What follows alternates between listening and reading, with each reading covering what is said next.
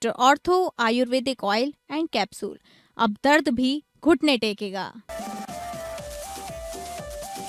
आज यूपी विधानसभा का एक दिवसीय विशेष सत्र का आयोजन। सीएम योगी ने कांग्रेस सपा पर बोला तीखा हमला। कांग्रेस और सपा को बताया जनजात महिला विरोधी। सपा शासनकाल में महिलाओं की दुर्दशा जनजागृत। सीएम योगी ने कहा विपक्ष ने अपनी महिला विरोधी छवि सुधारने का ऐतिहासिक अवसर गंवा दिया। फतेहपुर में मंगेतर के साथ गई युवती से गैंगरेप मामले ने लिया राजनीतिक रंग। गैंगरेप में फरार आरोपी बीजेपी नेता पर 25 लाख रुपए का इनाम।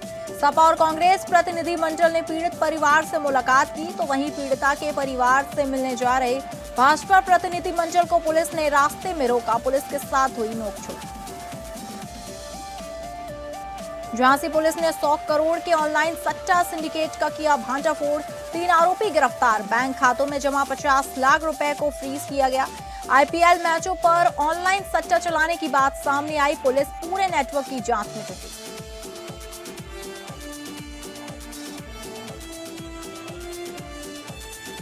नमस्कार, आप सभी का स्वागत है उत्तर प्रदेश बुलेटिन में और मैं हूं आपके साथ अंकिता सिंह। बुलेटिन की शुरुआत करेंगे जहां मुख्यमंत्री योगी आदित्यनाथ ने गुरुवार को विधानसभा के एक दिवसीय विशेष सत्र में कांग्रेस, समाजवादी पार्टी और इंडी गठबंधन पर तीखा हमला बोला है।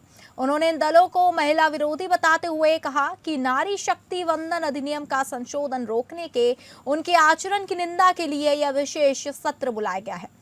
मुख्यमंत्री ने कांग्रेस और समाजवादी पार्टी पर निशाना साधते हुए कहा कि ये दल जन्मजात महिला विरोधी है। उनकी रग रग में नारी का अपमान भरा हुआ है। जब भी सपा को प्रदेश में सत्ता मिली है, महिलाओं पर अत्याचार और क्रूर घटनाओं ने बर्बरता की सारी हदें पार कर दी। हर व्यक्ति जानता है कि सपा सरकार के समय देख सफाई, बिटिया घबराई जैसे स्लोगन बन गए थे। स्टेट गेस्ट हाउस कांड हो या अन्य महिला संबंधी अत्याचार, इनकी छवि जग जाहिर है।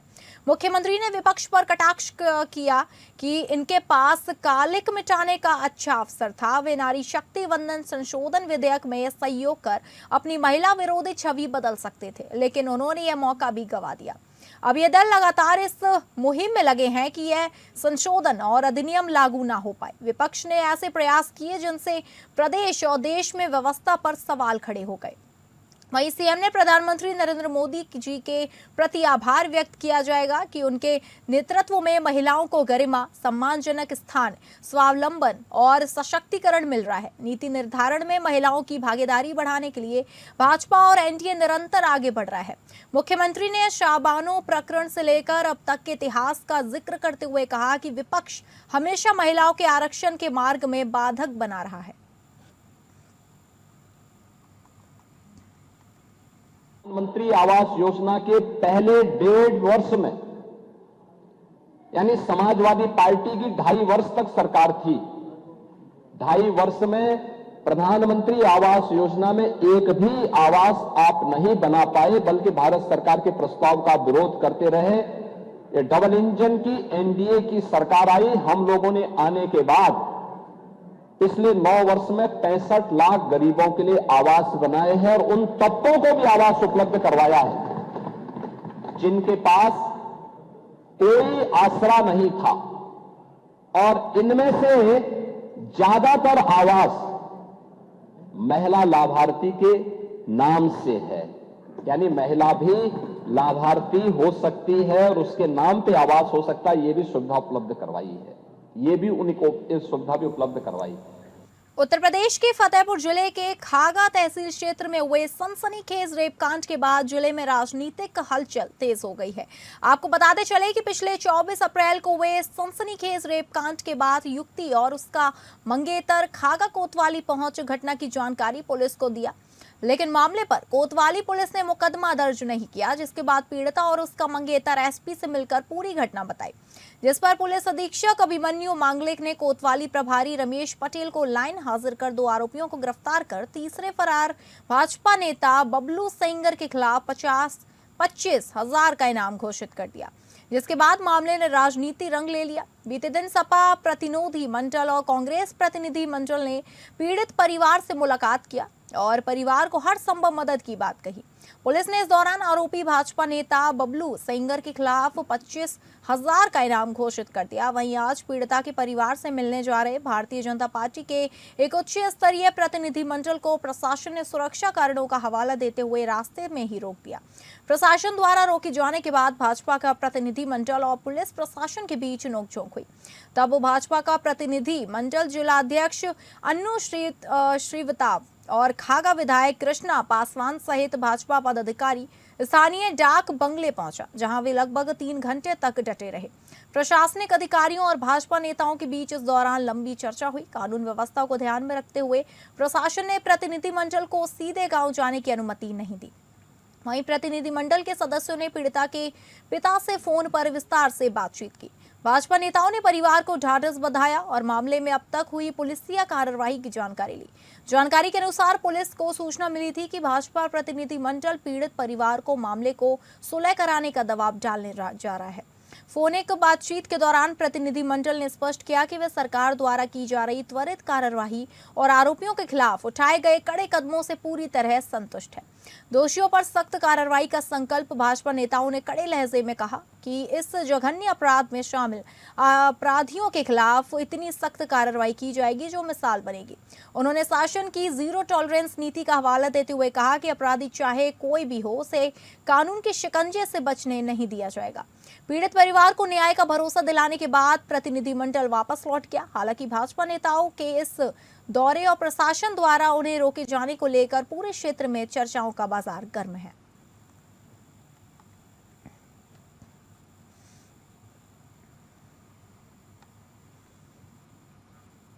आजमगढ़ जनपद के जियनपुर थाना क्षेत्र में शादी समारोह के दौरान हुए मामूली विवाद ने जिस तरह हत्या का रूप ले लिया, उसी मामले में पुलिस ने त्वरित कार्रवाई करते हुए मुख्य आरोपी को गुरुवार तड़के मुठभेड़ में घायल कर गिरफ्तार कर लिया।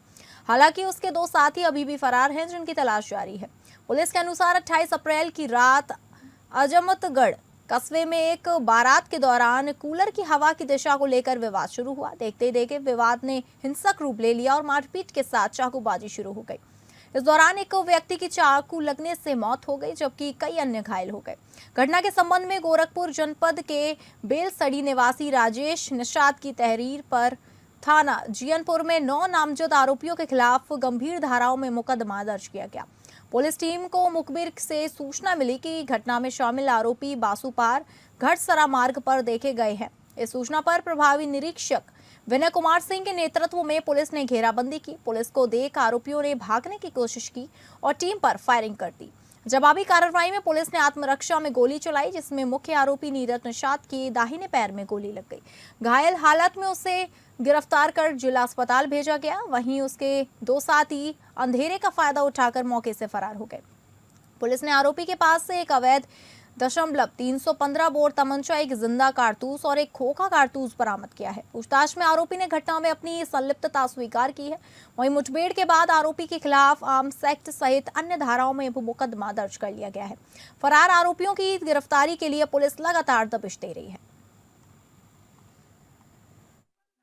थाना जियनपुर के अंतर्गत एक शादी समारोह में 2 पक्षों में चाकूबाजी की घटना कारित की गई, जिसमें एक व्यक्ति की मृत्यु हो गई थी और कई लोग इसमें घायल हुए। इसमें तहरीर के आधार पर 9 व्यक्तियों के ऊपर नामजद मुकदमा दर्ज किया गया था। आज एक व्यक्ति को पुलिस मुठभेड़ में गिरफ्तार किया गया है। शेष अभियुक्त की गिरफ्तारी के लिए टीमें गठित कर दी गई हैं। जल्द से जल्द उनकी गिरफ्तारी भी सुनिश्चित की जाएगी। अमरोहा में पुरानी रंजिश के चलते एक व्यक्ति पर सरेआम जानलेवा हमला किया गया। प्रेम विवाद से नाराज आरोपियों ने लोहे की रॉड से ताबड़तोड़ वार कर युवक को गंभीर रूप से घायल कर दिया।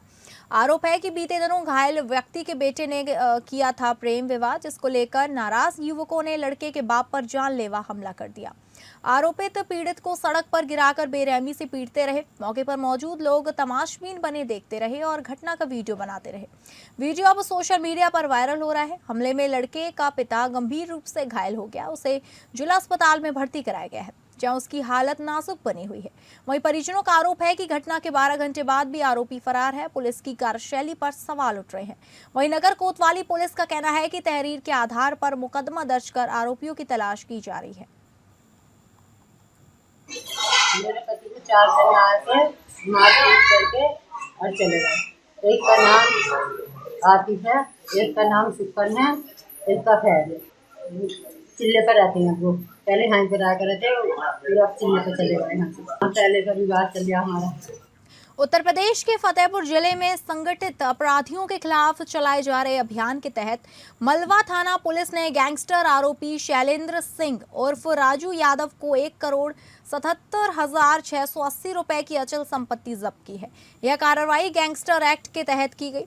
पुलिस के अनुसार शैलेंद्र सिंह उर्फ राजू यादव निवासी चूनावाली गली, दुर्गानगर, हरिहरगंज थाना कोतवाली पर नौकरी दिलाने के नाम पर लोगों से ठगी, धोखाधड़ी और जान से मारने की धमकी देने जैसे गंभीर आरोप है। जांच में सामने आया कि आरोपी ने इन आपराधिक गतिविधियों से अवैध रूप से संपत्ति अर्जित की थी। पुलिस अधीक्षक ने बताया कि जब्त संपत्तियों में आरोपी की पत्नी प्रतिभा यादव, बहन नीलम देवी और सहयोगी आशा सिंह के नाम पर मौजा, मिठनपुर, खुद्दीना स्थित अचल संपत्तियां शामिल हैं। इनकी कुल अनुमानित कीमत 1,77,680 रुपए आंकी गई है। शैलेंद्र सिंह उर्फ राजू यादव के खिलाफ कोतवाली नगर में धोखाधड़ी, जालसाजी, धमकी और गैंगस्टर एक्ट समेत कई मुकदमे पहले से दर्ज है। पुलिस ने कहा कि संगठित अपराधियों के खिलाफ आगे भी इसी तरह सख्त कार्रवाई जारी रहेगी। आज जनपद फतेहपुर में गैंगस्टर एक्ट 14(1) के अंतर्गत एक कार्रवाई की गई है, जिसमें जो गैंग लीडर शैलेंद्र सिंह उर्फ राजू यादव है, उसकी जो अवैध संपत्ति जो अर्जित की गई थी, जिसका मूल्य करीब 1,77,000 है, उसको आज पुलिस के द्वारा कुर्क किया गया है। ये शैलेंद्र सिंह पे अलग अलग थानों पर 6 से ज़्यादा मुकदमे पंजीकृत थे।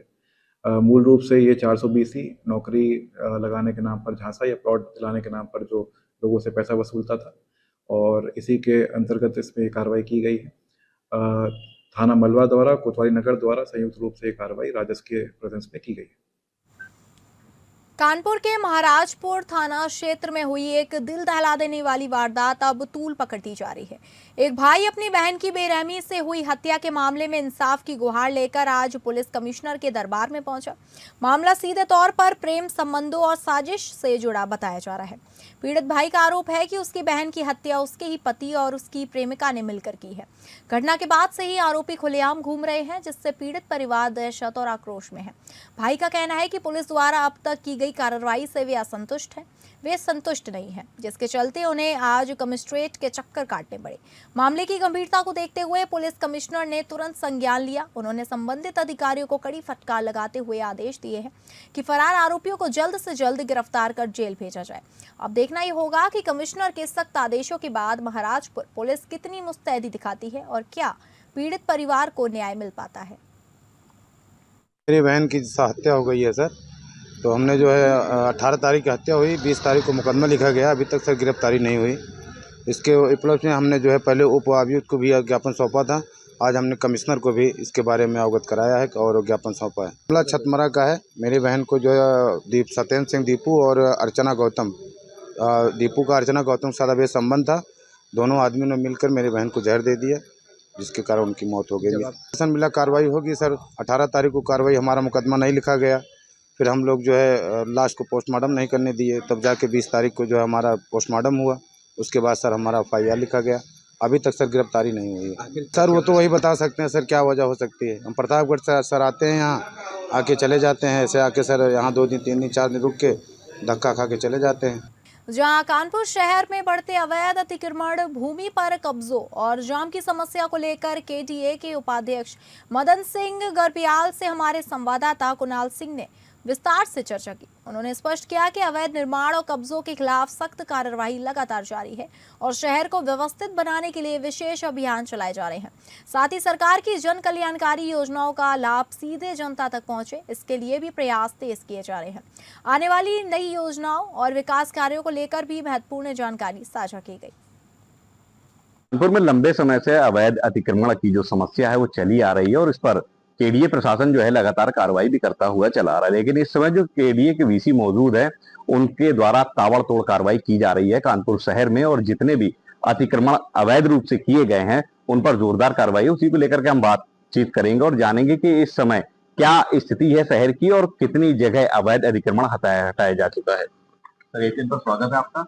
शहर की स्थिति क्या है और कितनी जगह से अवैध अतिक्रमण हटाया जा चुका है? कानपुर विकास प्राधिकरण में गत 3 महीने से 2 तरह के अभियान हम लोग विशेष तौर पे चला रहे हैं। एक तो जो केडीए की जमीन को अतिक्रमण से मुक्त कराने का, और दूसरा जो है जो अवैध निर्माण कर लेते हैं, अवैध कॉलोनियां बना लेते हैं, उनके विरुद्ध हम लोग कार्रवाई कर रहे हैं। केडीए की अभी हमने 3 महीने में करीब 70-75 एकड़ हम लोगों ने जो है जमीन को अवैध अतिक्रमण से मुक्त कराया है। इसी तरह से जो अवैध कॉलोनी बना रहे हैं उनके विरुद्ध भी हम लोग लगातार कार्रवाई कर रहे हैं।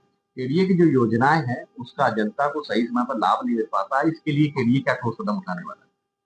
केडीए में अभी जो एक आवासीय योजना के रूप में विशेष रूप से अभी न्यू कानपुर सिटी को हम लॉन्च करने की तैयारी कर रहे हैं। रेरा रजिस्ट्रेशन की प्रक्रिया हमारी अभी चल रही है। जैसे कि आपने देखा कि केडीए प्रशासन के द्वारा अभी जो जाम की समस्या चल रही है उससे जनता को निजात दिलाने के लिए पूरी तरीके से प्लान तैयार किया जा रहा है और आगे बहुत कुछ देखने को मिलेगा। एपीएन न्यूज के लिए कुणाल सिंह, कानपुर। मथुरा में अनैतिक गतिविधियों पर पुलिस का शिकंजा लगातार कसता जा रहा है। इसी कड़ी में सीओ सिटी आशना चौधरी ने एक बार फिर सख्त कार्रवाई करते हुए कोतवाली थाना क्षेत्र में स्थित श्री गिरिराज गेस्ट हाउस पर छापा मारा। पुलिस की इस कार्रवाई के दौरान मौके से 5 लड़के और 4 लड़कियां आपत्तिजनक हालत में पकड़ी गई।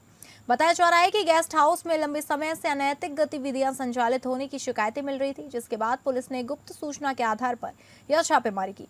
वहीं छापे के दौरान पुलिस ने सभी संदिग्धों को हिरासत में लेकर पूछताछ शुरू कर दी है। साथ ही गेस्ट हाउस संचालक की भूमिका की भी जांच की जा रही है।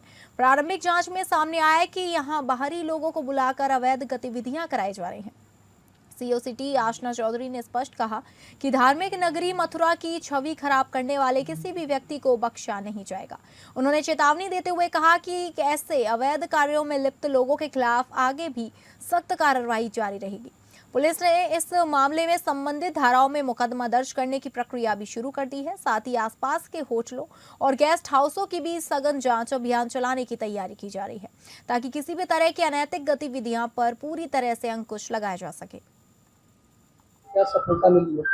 दिनांक 29/4/26 को कोतवाली थाना पुलिस को सूचना मिली कि बाग बहादुर चौकी क्षेत्र स्थित श्री गिरिराज गेस्ट हाउस में कुछ अवांछित गतिविधियां चल रही हैं। पुलिस द्वारा एक टीम गठित की गई और वो टीम जब वहां पहुंची तो देखा कि कुछ लोग आपत्तिजनक स्थिति में हैं तथा साथ ही साथ वहां से कुछ भौतिक साक्ष्य भी पुलिस को उपलब्ध हुए हैं।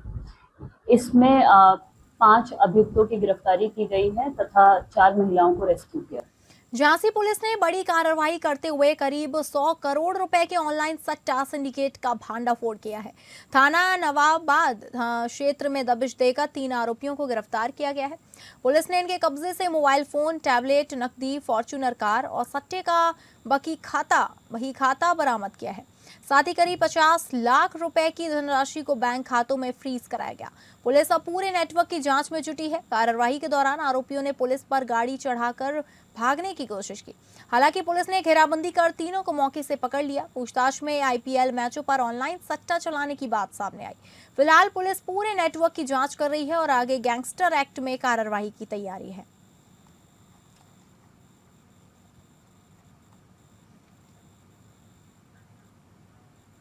बस्ती जिले का ऐतिहासिक और प्राकृतिक जलाशय चंदोताल अब अंतर्राष्ट्रीय पहचान की ओर बढ़ रहा है।